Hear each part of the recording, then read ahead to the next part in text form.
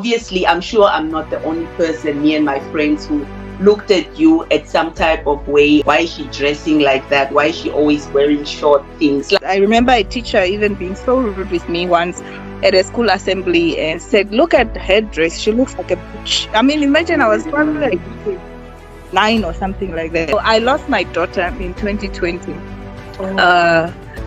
That's the day I realized that I had no power. Welcome to Unfiltered Conversations with Etuna. He's in control. If it's not about Christ, then I'm not involved. It's either you're hot, lukewarm, or cold. Lukewarm or cold. It's either you're hot, lukewarm, or cold. If it's not about Christ, then I'm not involved. I hope you know that my Lord is in control of everything that is around me.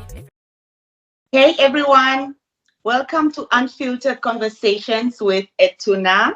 We have a very special guest today. Please introduce yourself. I am Cynthia. I'm a mother of 4, sorry. I am married. I run a business. I am a child of God. Amen. Yeah. Thank you for being on this platform under such short notice. I mean, I only contacted you yesterday and you didn't even hesitate immediately. You were in agreement and you said, no, it's cool. We can do this. So I'm really grateful. So let's just start off by take us back to the young Cynthia. How did you grow up? Did you grow up in a household of both parents? Where did you grow up? Give us a little bit of insight. Oh, okay, I did not prepare for that one because it's quite bulky, and I don't want to take your whole day on. Don't worry about it. Just like I think, as with most Namibians or especially Africans, I grew up with several people. It's hard to say exactly when and where, but okay. So my first memory is like from 3 years old. I remember I was with my grandmother in Mashete, and then so up to 5 or so or 6 when I started primary school. Then I went to be with my uncle in the same vicinity, Ombora. So every time when it's weekend, I would go to Ombora, and then if it's school days, I'll come to my grandmother. So from grade 6, I moved back to Windhoek now with my mom because I was born in Windhoek. And I think with the work obligations, she was unable to look after a child and also do work. So she sent me to the village. So I came back in grade 7, I came back to Windhoek. My mom has been a single mom all along. I would come for holidays. That time she was staying in Marula when I would come for holidays. But the time when I went to reside in Windhoek permanently, we're staying in Koreakapdam. I don't know if you know of that location. Yeah. At that time, taxis were not even going to that side. So you have to get off at a bus stop somewhere in Vanaida and then you walk the rest of the way. So that's basically yeah. So that's really good to know. Oh yeah, what are we having? Mine is a coffee. And I'm trying to stay off caffeine, but I haven't been successful yet. So. Okay, I'm having a tea. So yeah, I think it's very important to understand a person's background, right? Because I think our backgrounds, they shape who we are, and then our decisions in life that we make oftentimes reflect on how we grew up, So, by the way, I have met you at UNAM. Those years. I'm sure you don't we never spoke or anything like that, but then I always used to see you around with your friend. She's in one of Gaza's music videos, I think Tala Tala. Remember that light-skinned girl? I think she was your best friend at the time. So but she was not really at UNAM. I think she would just come visit me. But anyway, but you were at UNAM, So then it's like I used to see you guys around and stuff like that, and I think we used to gossip about you guys all the time, like. Yeah. It's like I And remember that's, the memory I have of you guys is the girls with the short dresses and short skirts.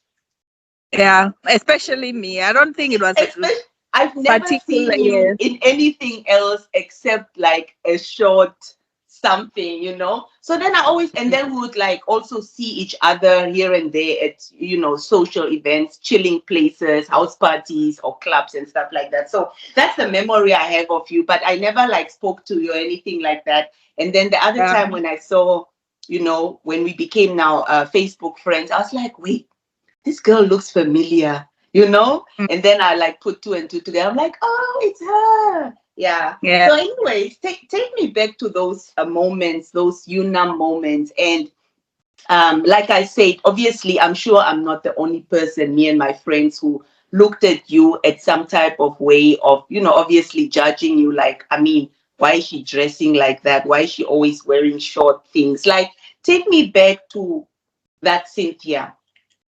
Mm, yeah. Okay. So I remember when I was growing up, wearing the fashionable thing to wear at that time, like when I was like grade 6, grade 7, was a long skirt. Like it Mm. was a fashionable thing to wear. But I did not really have. I've never at that time went into a shop with my mom to pick stuff that I would want to wear or anything. Yeah. So it will always be either secondhand stuff or things that I make myself. But anyway, long story short, I used to sell bread for my mom uh, Mm. in the vicinity of where we're staying. So Korea, Havana, that area. And there was this time my mom got secondhand clothes from someone, or she bought them secondhand. And so it was, I most of the outfits were shorts or short skirts or yeah, Mm. shorter dresses. So for me, when I'm wearing them, I did not think I'm trying to do something. It was just my mom got me this and I'm wearing it. But Yeah. what I realized is that every time I wear a short dress, I tend to get a lot of attention as opposed to wearing what I thought was fashionable, which is like a long skirt. Yeah. So I realized that every time I wear this short thing, I'm getting attention. Yeah. I remember again in grade 8 when I got to Yan Younger, you can't, those dresses were like, I don't know, maybe not as expensive to other people, but we couldn't afford to go into a shop and buy a new dress. So I Mm. again bought a second-hand school dress, and it happened to be short. Yeah. And so it's not like I was picking out the short stuff. It just happened that I got access to this stuff and I would wear this. I remember a teacher even being so rude with me once at a school assembly and said, "Look at her dress. She looks like a bitch." I mean, imagine I was probably Mm. like 9 or something like that. And it really hurt me like now when Wow. you think about it, like an adult calling a small child a bitch, and you don't at this time I have not even had sex. I don't even know uh, none of that stuff, even though I'm being sexualized. What Yeah. I'm, yeah. Yes. But I think that with the attention I started to get when I'm wearing this outfit, obviously it would mostly be from men and stuff. I got addicted to that attention, Yeah. where even yeah. So I would always want to wear because God bless me with a nice body. I Yes. maybe not so much anymore. And every time I wear short dress, people are like, "Oh, you have amazing legs. And they look Yes. like." Say, "Are you wearing a pantyhose?" Because my skin would then maybe be so smooth or whatever it is. But I just got these compliments, which I would not get if I'm not wearing that. So I think I got addicted to the attention I was getting when I'm wearing this short stuff. But Yeah. there was no relationship between my activities with how I dress. So there's nothing in my life at that point that aligned with how I was dressing. Yeah. I was a committed school going girl, still a virgin, I think, till I was, uh, I think, first year university or so. Uh, Wow. but at this time, everyone thought this girl has been having sex and or she's a Yes. prostitute. Yeah, which was not the case. It was just an image out there, and I think I started to also behave as what people would say about me. So instead of, so even when I remember when I passed grade 10 in the location, people were talking about this particular girl who wrote very well. And I'm sitting here with these people. And when I'm saying, oh, it's actually me that you guys are talking about, it's like, what, you? Because no one thought that it's possible that this girl who wears like this is actually committed and she's quite intelligent, or she has these values. Everyone, even in my class at this stage now, they will always talk about who's a virgin, who's not a virgin. I had to lie that I was not a virgin because it was uncool not being. It's like everyone expected, and also everyone expected that. Obviously, there's no way I could be a virgin because but I was. And I remember one of our New Year's resolutions with my best friend, the one you just referred to, was to break our virginity, and we failed at it so much. So she was also a virgin. Yes, we were actually very good girls. We just looked terrible on the outside, and people made up a lot of stories about me. And I think that influenced my behavior somewhat. Maybe I was not trying to be proper anymore because it's like, okay, they are already assuming the worst of me. So why bother? I wanted to live up to that image that I had to.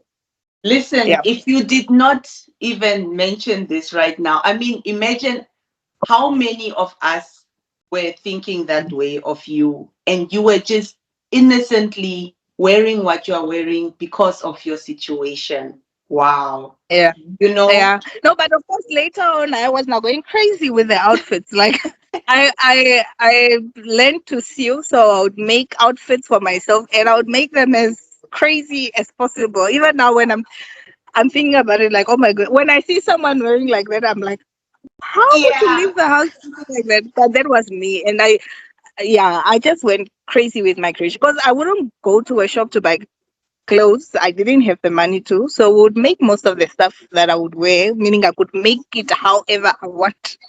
Wow. And no, that's really, I'm blown away. I didn't expect that, honestly, and I think we as human beings should really be careful before judging people and making assumptions and thinking a person is a type of way just because of their appearance, right? But I think it's a normal reaction. Now that you know all of this, and you did mention earlier that you are, a child of God. And obviously, we all know how important modesty is. Do you understand? So obviously, something like that would not be considered modest. What is your view? How do you understand this whole modesty situation as to what it relates to or what it's speaking about in the Bible? Sure, yeah. We have Bible studies at our office every Tuesday. And I remember somewhere towards the end of last year, we have like different people. So, for example, if you attend the Bible study, you could be the one giving the session the next time. So we don't have like a allocated teacher. We just teach each other. Like if you have a topic on your heart, So anyway, so this certain brother of ours was giving a topic, and he mentioned inappropriate dressing and all of these things, and I'm very sensitive to it. I think it's still a trigger. I still have for me because I know how I was judged for that. And even when I see someone else dressed inappropriately, I try my best to not assume the worst because I was that person. I was that person who was being judged the whole time. And so my opinion really is that there is tradition in churches, right? There are cultural beliefs. There are ways that we have been groomed by society to think of certain things a certain way. So most of us today, we tend to behave, especially once you become born again, you try to fit the perception or the image of what a Christian should be like based on societal views. For example, you should not drink alcohol, or even if you are, you should not be seen drinking it, right? Or you should not dress a certain way. even if you dress like that, you should not be seen doing it. So we are just working hard to present this perfect image, and I think that's one of the biggest dangers in a church, because then we start to look people on the outside and not what's inside. And God says He cares about the inside. The heart. It's always about the heart. Yes. Yeah. Yes, I'm still yet to see. Maybe please educate me. A Bible verse somewhere that says that, oh, and then she wore a short skirt and she she was Okay. sinful as a result. So yeah, sorry, I did not finish my Yeah. mindset on it. So I gave this brother of mine an example to say that, okay, fine. If I know that my pastor likes women dressed modestly, right? And I put on an outfit with an intention of getting his attention, right? A long, beautiful dress, because I know that's what he likes, to try and seduce him. Am I sinful or not? I'm dressed modestly, but I chose the outfit for the purpose of seducing. So, really, when you go to the pool, you would put on whatever it is. Bikini or whatever. What Yeah. is the intention? Yes. Is it so that you can be comfortable swimming?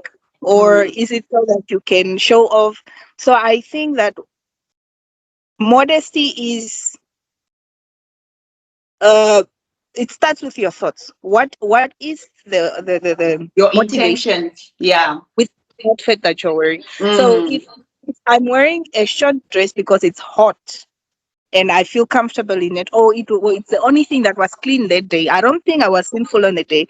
Of course, I have to care about other people, because now you don't want to also tempt your brothers or other people's Yeah. husbands, and of these things. But to reduce someone's holiness to merely their outfit, then it means that there is like, and God says that to walk the Christian path is narrow. But if it's reduced to outfits, then it should be very easy, because all I have to do is just wear a long dress and I'm good. Then all the hero ladies are quite holy and modest, because that's how they do.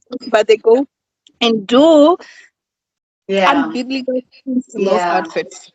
Yeah. Yeah, it is good to not spark controversy with your outfit. It is good to not spark certain feelings in other people with your outfit. But if we could all really reform our thinking, it'll be easier for anyone to just, because of Vahimba people to not wear long outfits.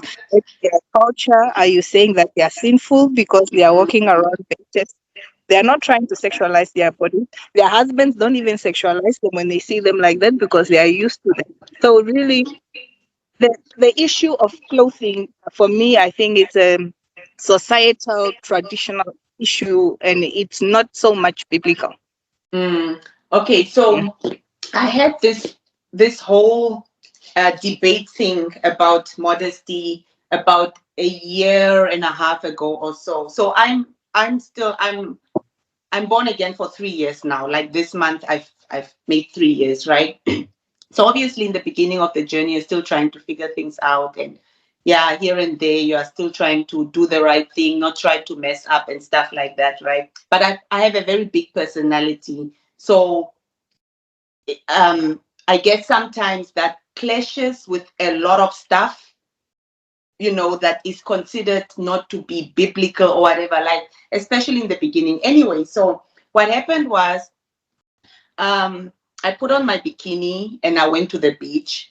And then obviously I started taking pictures of myself and, snaps and stuff like that. And I posted it on my social media, right? And then someone made a comment like, yeah, apparently you are born again. Look what you're doing. This is so what. But that was not my intention. It goes back to what you said earlier, right? It depends, like, are you posting this so that you can get attention from men, or are you just innocently posting something, right?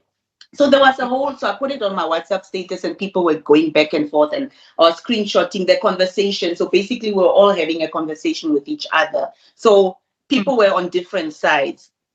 And at the end of the day, my conclusion at the time was, I mean, yes, I understand the whole thing about you are tempting your brethrens with what you're doing, what you're putting out there. Maybe someone is struggling with sex addictions or pornography and stuff like that. And now here you are, the person is just innocently scrolling through Instagram, and here you pop up with your, do you understand? So that was like the conversation that has been going back and forth.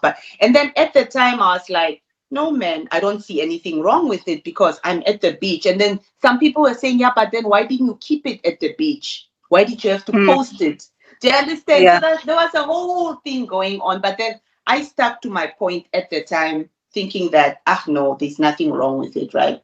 But then later on, as I was like maturing in the faith and stuff like that, I was like, okay, maybe for the sake of the brethren and for the sake of me not wanting someone else to stumble, let me keep it at the beach, keep it at the swimming pool, take my pictures, whatever, maybe show my close friends or whatever, but then not put it on social media. I think that's where the whole thing now also comes in, right? Yeah. Yeah. So I truly believe that the only person who can transform you is Christ, who even has the right to. Yeah. And he is going to slowly, because he's not gonna especially if you're new in the faith, I've seen that you're not gonna come down with 10 commandments of what you should not do, what you should not do. He convicts you slowly. Yeah. With time, and then you change this one aspect, then you change the next one, then you change the next one, then you change the next one.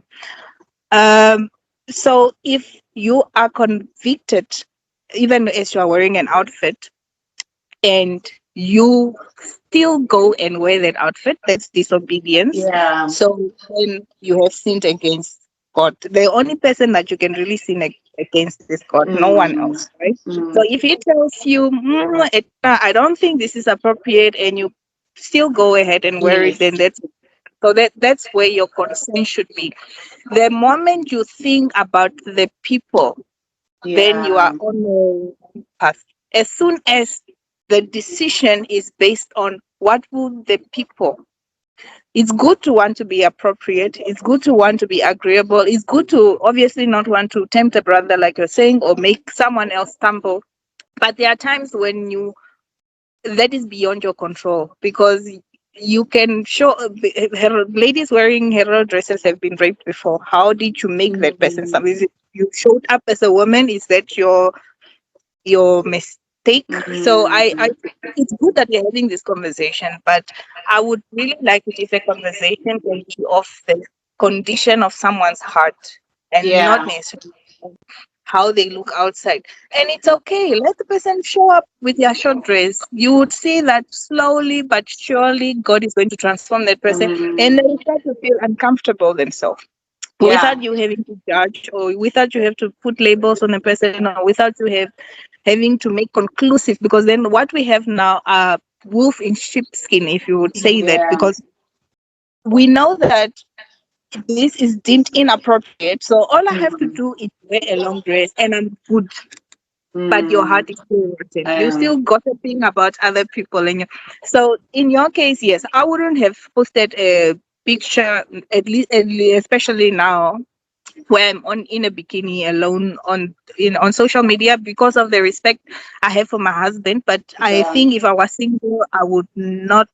So it's not because of my Christian belief that I will not post it. The respect for my husband that I will not post it, because when you were at the beach, there were people there, isn't it?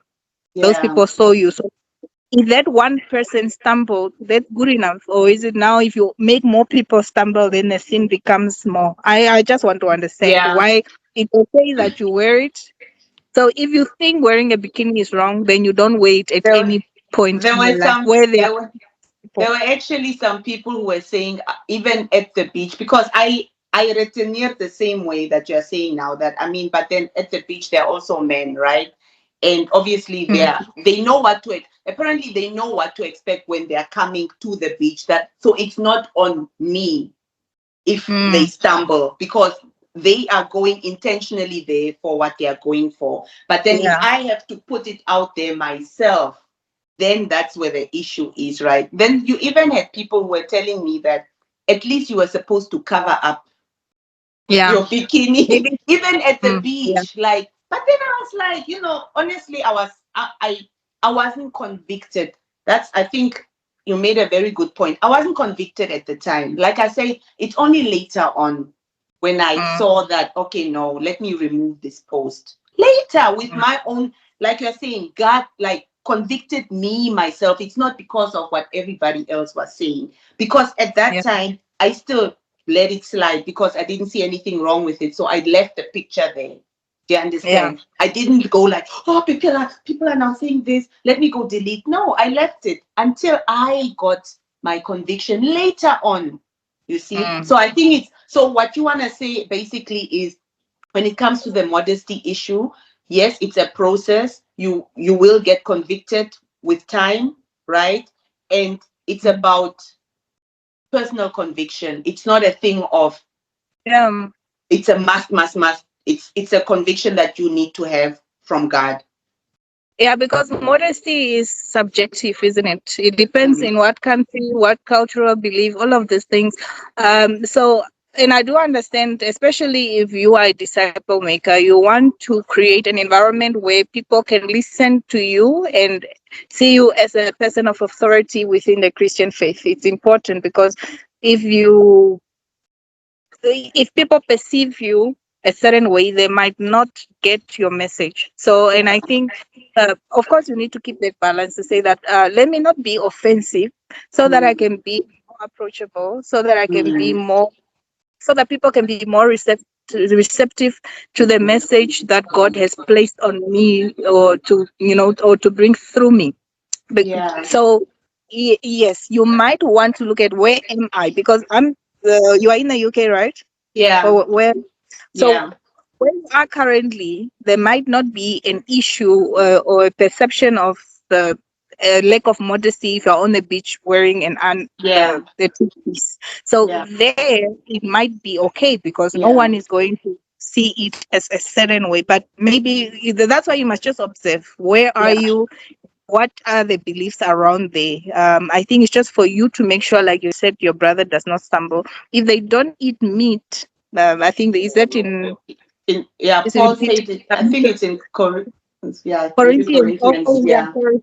Yeah. So you cannot now want to come and put your stake there and make them. It's good to respect other people's beliefs or whatever the case may be, but it is not. The actual action is not a sin. The sin is not taking into account someone else's, not you dressing a certain way. But I hope I'm making sense. Yeah, no, you're making sense. I totally understand. Yeah. Yeah, you can't be. It's not a sin to wear an underwear. Yeah. Or a short dress is not. Yeah. Really. What do you want to say to, there's a lot of sexualization, like, it's especially for us women, it's like you are just really innocently, like, okay, it depends, some people do it intentional or whatever, but like in your case, like, you just did it innocently, but then you were being sexualized. And then I started to sexualize myself. I hope you understand that. I'm not innocent. It started off innocently, but at some point I started to like the attention. I like the way it made me feel getting all that attention, whether it was negative or positive or whatever it was. I liked it. So yes, at some point I think I chose outfits based on, will this get me attention? Yeah. So yeah, I was innocent at the beginning. But not all throughout. Right. So now we're gonna chip in and get into actually the topic of today, healing the inner girl, right? So you are talking about how you enjoyed the attention that you started getting. A lot of women can relate in one way or another. Did you feel some sort of void?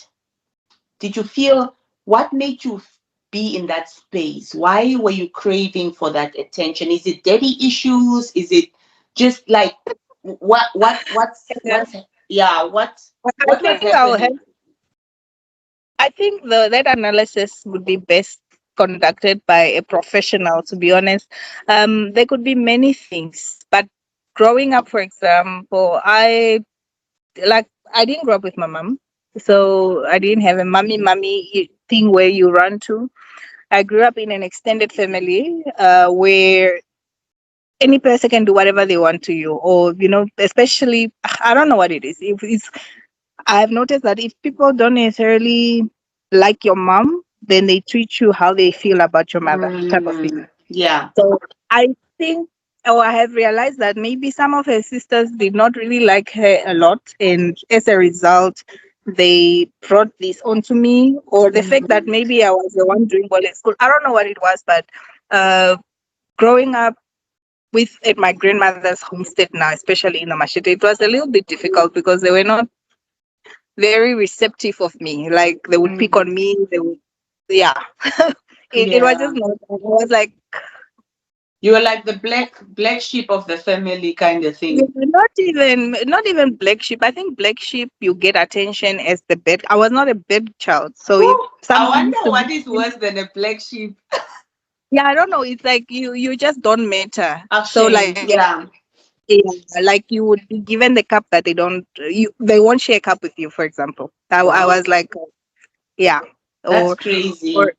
yeah, I was talking with my husband now the other day that I was my mom is a very punctual person.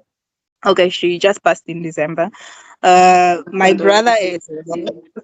yeah. So I was like, how come? And then I see the same trait with my daughter. The first day of school, which was Monday, she woke up like so early, and she always does it. She doesn't want to be late. So I'm like, I'm sure I have it somewhere in my DNA. This thing of punctuality, but how come that I am never on time? Even um, and then I realized that it started. Growing up, I had to wake myself up for school. Like I'm like 7 years old, 8 years old. I'm waking myself up for school. There's no alarms. If you don't hear the chicken making those Yeah. kurkuku things, Oh, then I would be, and they would actually be making fun of me as I'm getting ready for school that you're going to get beaten today. And of course, you'll get beaten every time you were late. And I was late a lot. So every oh. time, like, I won't get beaten for like you failed or you didn't do homework, but for being late, I would always get. So I think I got used to that being late because I didn't understand why am I always struggling with time. And then I'm like, but there were other kids in our house. How come those kids would get to school on time and I'm late? So it's like even if those kids woke up, maybe they wouldn't wake me up. And then yeah, it was just Oh. yeah. So what were we talking about? I forgot. Sorry, I went. Oh, the inner Like, child. So yeah. I just grew up being rejected or being told that there was something wrong with me. I used to have it's not a lot, so they even had a song for me that they would sing and stuff like that. Um, I'm I'm grateful that at my uncle's, like I told you, I also grew up at my uncle in the same vicinity. So when I go to the weekend, I would go to my uncle, and there it was lovely. But here at my grandmother, it was terrible. So I think it's that rejection from Yeah. that. Now, for the first time, I'm being accepted. And when I got to Windhoek, when I started at AICN camp. Oh, it was the worst experience of my life. The kids were bullies and everything. So coming from a village school, like if they say, if because like Heroes have the teacher, which one? And I think so they would make fun of me. So I'm like, which one, Tisha? What? They would make, and then when you stay, and I was staying in Korea Dam, they would laugh at me, the fact that I'm staying. Oh. Oh. Yeah, but I think I always had a strong personality, even though people would Yeah. laugh. Never lie about where I stay. I was still proud of my upbringing, regardless. So I think coming from a space now where I face rejection in when I was at the village, when I go to Windhoek, the kids at the school are making fun of me, and now I get to. I think grade 10 is when my body started to come in or something like that. I don't know. Now I'm getting attention. Yeah, I think it was like the first time I have found my place. I found Yeah. something that um because the being smart in school, for example, was there the whole time, even through the rejection. So I did not really, it was important to me, yes, but that was it. So now when I started getting this social attention, because being smart is not very cool, it's just like, okay, so what? And I regret it because I think now when I started to get the attention, my grades started to drop. So every time Mm. I see children that are unpopular in school, I'm like, oh, please keep it that way because you don't know the moment you start to become popular, then things just. So yeah, I think is that abandoned child or that feeling of abandoned as a Yeah. child, Mm. even growing up by your peers, not just by adults, but by your peers, because the jokes and the songs were not just coming from adults in my family, but they were coming from their kids, from, yeah, people in my that are supposed to be my peers. They also think she's not good enough because she stays in Korea Kapdam, or she's not good enough because she say which one, or she just came from the village and all of this. Um, So yeah, so I think when I started to get that acceptance, I was like, yeah, I found my thing now. you know what? Yeah, Yeah. I know it happened years ago and stuff, but it's really touching me because I know that so many girls out there are experiencing what you are experiencing, not necessarily the exact same way, but they're in that Mm, space right now. And you were blessed to be strong enough to have a strong personality to not have let those things have gotten to mm, you, right? God mm, knows what could have happened. Nowadays, especially nowadays youth, I've realized that they're very weak. They turn to want to have a quick fix, like now they're gonna try to overdose, suicide, wanting to do things to them to harm themselves and stuff like that, either as a mean of looking for attention or mm, as really just wanting to check out. mm, I want you to speak to that girl right now who is in that space that you used to be in, because I believe in speaking from experience, right? The message comes out more authentic and genuine and real because you know what you're talking about. You're not just saying hearsay, who, you're talking about someone's story. No, this is your story, something you've experienced. I want you mm, to talk to the girls out there who are going to be watching this at some point, and who are, and not just girls. I guess there are even some grown-ups also dealing with these some sort of issues like this, and things that they haven't healed from their childhood, be it rejection, abandonment issues, daddy, whatever, like molestation, like there's just so much that a person endured growing up, and a lot of mm. people haven't healed even as grown-ups into their marriages. Even sometimes they bring those things in. Please speak to the nation. Yeah, it's I don't know how to approach this because that is not even 10% of the hardships that one can face in life. I have gone through tough things even as an adult. Uh, and they are just some people that have been set aside. I don't know if that's the case. Set aside to experience certain things in life. Mm, There are those who would die today without having lost a close relative, without having been molested or raped, or have not. And that is their path. mm, If your path is where you have really been tormented, so to say, or you have been chosen to go through things. mm, Uh, for me, it's almost an indication of the influence that you're going to have. I recently, especially with James, is it James Color? What's his name coming out?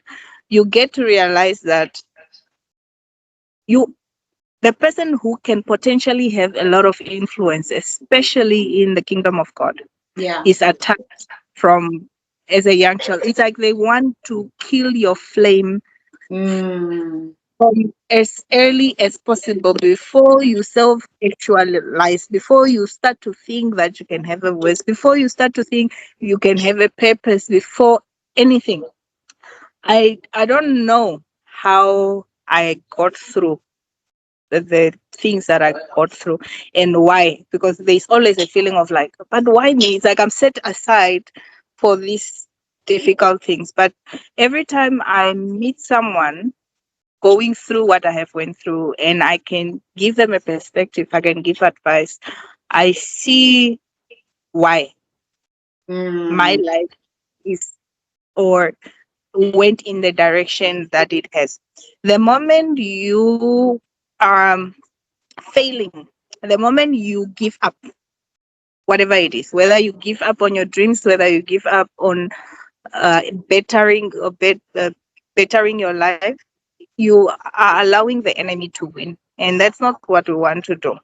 We want to be able to still get to a level where we can complete our life's purpose. You don't want to have come on earth to just be a additional number.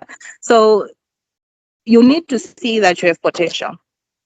When you go through these things, you need to know that I have potential, and that's why I am going through this path, because this path is meant to shape me into the type of person that can bring support, bring perspective, bring a different way of thinking, bring a certain level of strength to situations where people are normally weak in.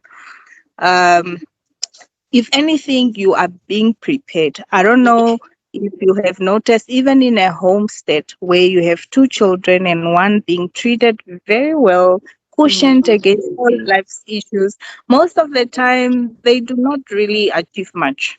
Even if they do, their impact in the world is very minimal. And then you see that this child that appears to be mistreated, it's like you grow a thick skin, and that's what you need in this to survive, to make it in this world. Unfortunately, you need that thick skin.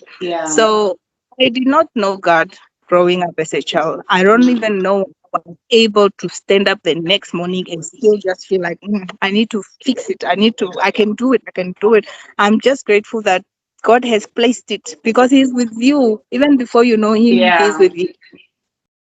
So maybe you don't have to wait to find Christ. You don't have to wait to go through things that I went through so that you can learn and come and tell people, no, don't do this or don't do this. You can just do the right thing now, and you save yourself a lot of trouble, because half of the things that I've gone through in my life, yes, as a child, I did not have control over my environment. But as an adult, I did, and I made a lot of bad choices, which has led to a lot of issues in my life. And you don't have to go through that. If we already know that if you take a certain direction in life, that is the outcome.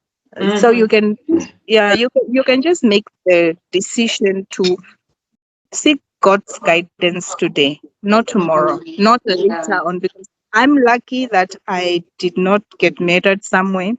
I'm lucky that I did not catch some deadly disease in the streets. I'm lucky that that God gave me the time to repent and find Him and do all of these things, build a family and all of this. But not everyone has that opportunity. There are many children or people who perish in their height of their sin, and that could be you. So you cannot delay the decision to just come to Christ. Really, He is the only one who can solve your problems. Not a friend. I won't even say go talk to a teacher, go talk to what. Just try to find God. Try to find a local church. Try to find someone who can help you. And so I think the most important thing that a lot of people don't understand is come as you are. That's the whole thing. Now you want to first perfect yourself because you are scared that no, but I still don't want to leave my alcohol. I still don't want. Listen, you're still going to be doing those things when you are born again. Whatever struggles you are having, you're still going to go through it. It doesn't disappear the day you give your life to Christ, right? It's a journey. I can't emphasize this enough. It's a journey. It's a process. Do you understand? And we're never going to be perfect until we are reunited with Christ, right? But then we are working towards perfection always, It's always about the progress that you make and the willingness that you want to make to really become a better person and to live within your purpose. So there's no time.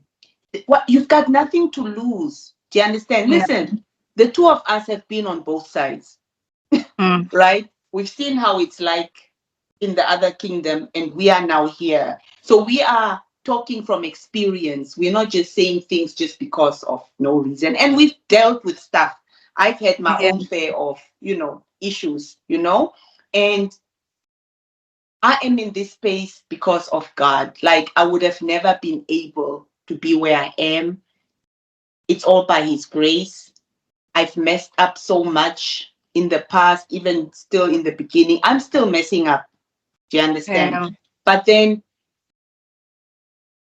He is the only freedom. That void, people are always searching for something. But what they don't know is they're actually searching for God. You know what I mean?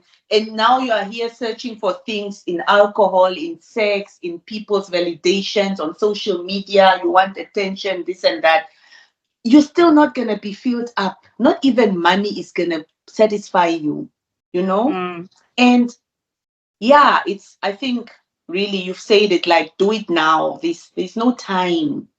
Why do you still want to go through things that we've went through? Like, you don't need to experience the hardship like that while you can have an easy way out. Yeah, I remember my journey of coming to Christ. I've been born again before as a child and again as a teenager, even while I was at UNM actually. But it never lasted, and it's because of that trying to seek perfection. So if, for example, I commit my life to Christ today, and there's a party on Friday, and I mess up, and I'm like, what's the point of even continuing if I'm going to let? I felt like I needed to first be perfect before I could. And that those are the lies that the devil is telling you to try and keep you out, because he knows very well that the moment you condemn yourself, he has won. Okay. So fast forward, God has tried many ways to get to me. I lost my job, I lost my business, I lost everything I owned. I was literally sleeping on a floor in one of the offices I was renting in Windhoek for, I think, about a month or so before I moved to Okahanja. And even through these things, it's like he takes away this, he takes away this, or I don't know. I don't want to put everything on God to say that He brought this, but sometimes He is trying to get you to listen to Him. He's trying to get you to pay attention, and none of these things. I felt I had the means to fix my life. Like, I will fix it, and I'll be so proud and say, you see, and I thought I was such a great mother, and I was all these things because I know I will fix it, and then you were cutting off a little bit. Yeah, you were glitching a bit. Okay. Now you're back on. Yeah. You lost everything. Yeah. So I was saying that something even after I lost everything, it didn't still get to me that I needed God. I just believe that the Bible was a lie. And when you are intellectual, apparently woke, especially the woke thing. Oh my goodness. I feel so sorry every time I read these people who try to say, oh, the Bible doesn't make sense. How does a person do that? And I did that. I tried to read the Bible from beginning to end. I'm like, this thing is not making sense. There's no way. And I basically just blaspheme so badly against Christ that, even when I think about it now, it breaks my heart. But I know that I probably had to go through that because I can bring a different sort of message coming from a different person, so that if there are people like me, they would understand me better than someone who has just been their whole life. So I lost my daughter in 2020. That's the day I realized that I had no power. Now, that is the danger for many people out there, is that if you continue to ignore God, something terrible like that can come in your life. If you continue to ignore the warning signs, because it's like, you lose this, I will fix it. You lose this, I'll fix it. And now it's like, the one thing that I thought I was so great, I was like, I'm a good mother. Even though I was a drunkard, even though I was this, I always praise myself as a good mother. And now when I have a new set of fresh eyes, I realize, oh my goodness, I was a terrible mother. Why would you expose children to this lifestyle, getting drunk, bringing men in the house, all of these things that I would do then? But I just felt like my children are clothed, they have eaten. I was so poor. I Same. thought I kept them safe. That I would never, these people. And every time when I would hear a child died, because this happened, and I would judge those parents. Like, how can you leave a child in a toilet, or how can you send a child to school without supervision or whatever? But life has a way of humbling you. Then you realize that, oh no, I actually, this whole time it was not me.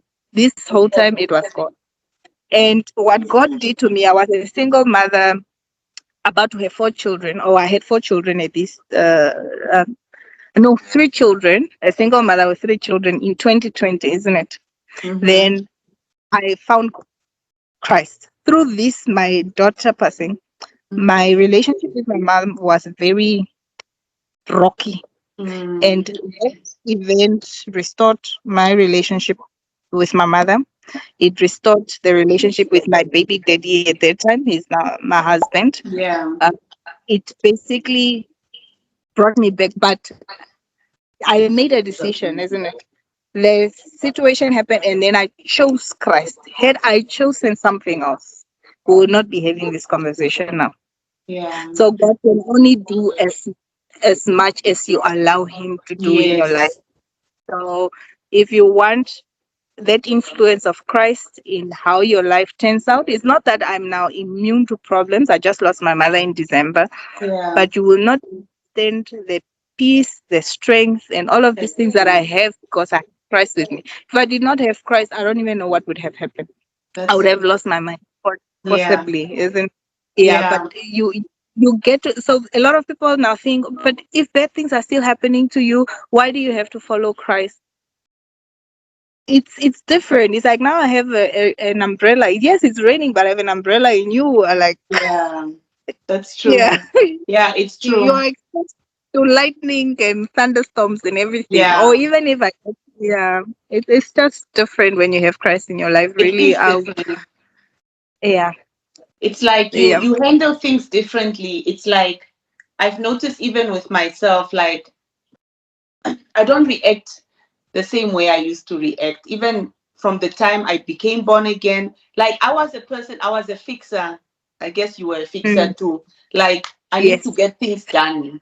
That's Yeah. all. That's how I was programmed, right? So it's difficult when you have that mindset, getting to become born again and having to surrender and rely on God. Control.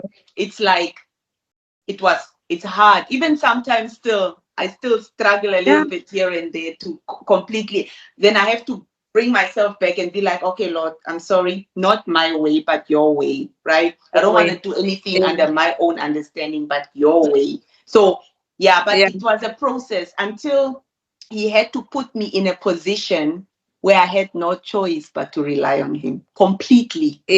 Depend on Him completely, where I was just like, whoa, okay, this I cannot fix. Yes, and that's what I'm always, and I think that's where the empathy comes from. People always say, why do these born again people bother people with come to Christ, come to Bible study? Like, why do you care? It's because I know what is in store for you if you don't have Christ. We know what is coming. We know the danger, the imminent danger. You don't see it, and you think that you are good, but it's coming, and that's what really, because we are commanded to love. It's difficult for me to watch someone just perish. Not just now. It's like you are putting yourself and your future generations at risk when you defy God's commandments. Basically, it's not just about you. It's about your children. The things you do now will affect the outcome the what will affect your children and your generations. Yeah. And much as when you ask me what advice do you want to give to young people, they have choices to make, but it's difficult to make the right choice if your upbringing and your environment has been crafted against you.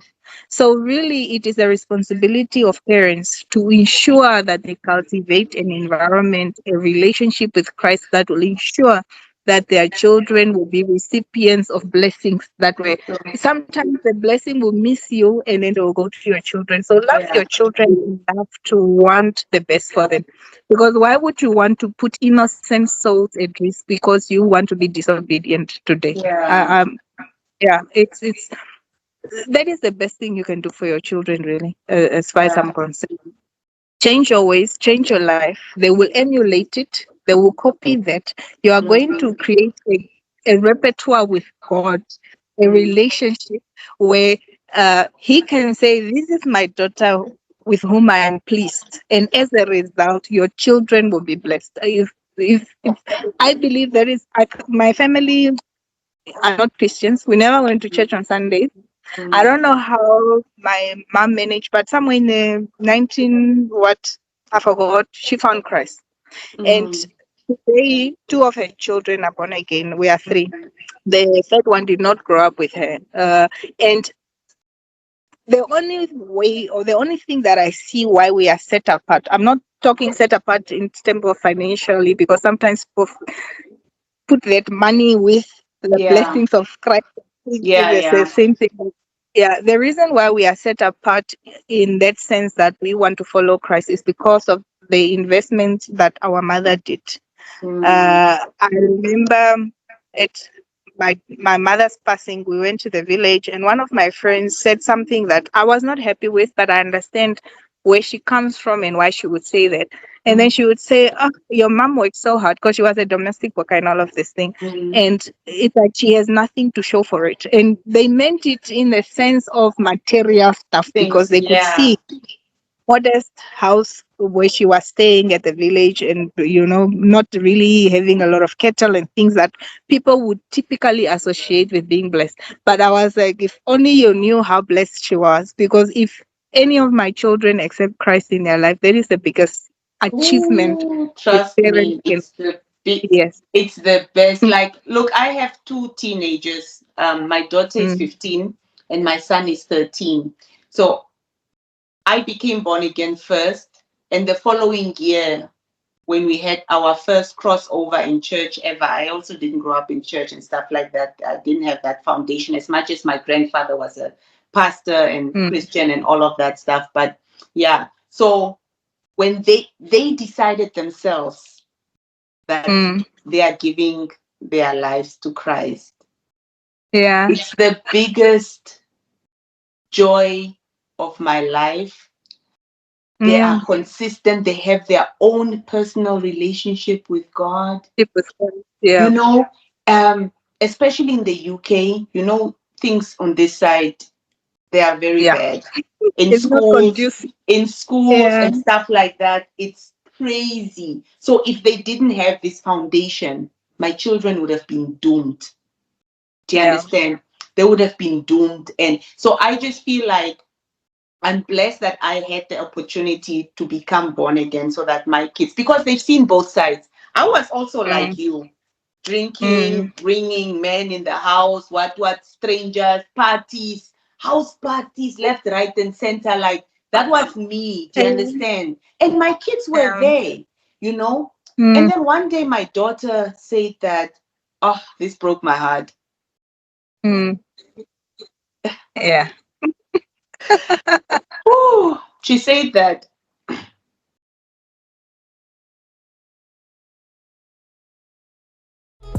Always put Christ in the center. Do you know he's in control? If it's not about Christ, then I'm not involved. It's either you're hot, lukewarm, or